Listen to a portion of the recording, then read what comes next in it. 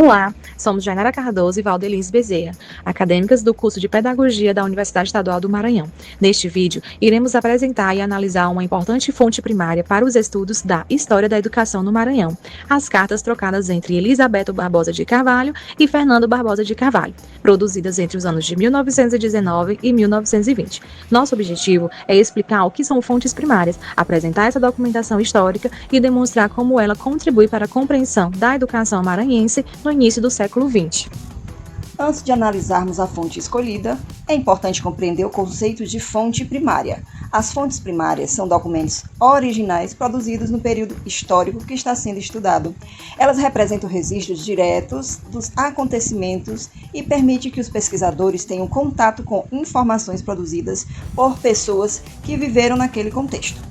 Entre os exemplos de fontes primárias, podemos citar cartas, fotografias, diários, jornais, boletins escolares, regulamentos e documentos oficiais, diferentemente das fontes secundárias, que são análises realizadas posteriormente por pesquisadores. As fontes primárias permitem uma aproximação mais direta com o passado, possibilitando assim a construção de interpretações fundamentadas em evidências históricas. A fonte que escolhemos é composta pelas cartas trocadas entre os irmãos Elisabeto Barbosa de Carvalho e Fernando Barbosa de Carvalho, analisadas no estudo intitulado de Elisabeto para Fernando, cartas sobre a instrução escolar em cidades maranhenses entre os anos de 1919 e 1920. Essas cartas foram escritas nas cidades de Codó e São Luís, no estado do Maranhão, durante o período da Primeira República. Os autores das correspondências eram bacharéis em Direito e atuavam diretamente na área educacional.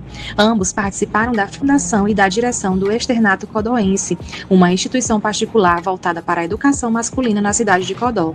Atualmente, esses documentos fazem parte de importantes acervos históricos e representam uma fonte valiosa para a preservação da memória educacional maranhense. Ao analisarmos essas cartas, observamos que elas abordam diversos aspectos relacionados à educação maranhense da época. Os documentos discutem o funcionamento do Externato Codoense, os desafios enfrentados pela educação local, a preocupação com os elevados índices de analfabetismo e as iniciativas voltadas para a ampliação da instrução escolar. As cartas também fazem referência ao jornal escolar A Escola, criado em 1918, que tinha como finalidade divulgar ideias educacionais e incentivar a valorização da educação como instrumento de progresso social. A principal intenção dos autores era comunicar informações sobre o funcionamento da instituição de ensino, divulgar ações de combate ao analfabetismo e fortalecer a imagem do Externato Codoense como uma escola comprometida com a formação intelectual da população. Além disso, os documentos revelam uma visão bastante presente naquele período. A ideia de que a educação era essencial para o desenvolvimento da sociedade e para a construção da cidadania. Uma análise histórica não deve considerar apenas aquilo que está escrito nos documentos, mas também aquilo que não aparece neles. Nesse sentido, percebemos algumas ausências importantes nessas correspondências. Não há referências significativas à educação feminina, já que o Externato Codoense era voltado principalmente para a formação de meninos. Também são essas escassas as informações sobre os estudantes das áreas rurais e sobre as dificuldades enfrentadas pelas famílias mais pobres para acessar a educação. Essas ausências revelam que o acesso à escola ainda era marcado por desigualdades sociais, econômicas e de gênero, características presentes na sociedade brasileira do início do século XX.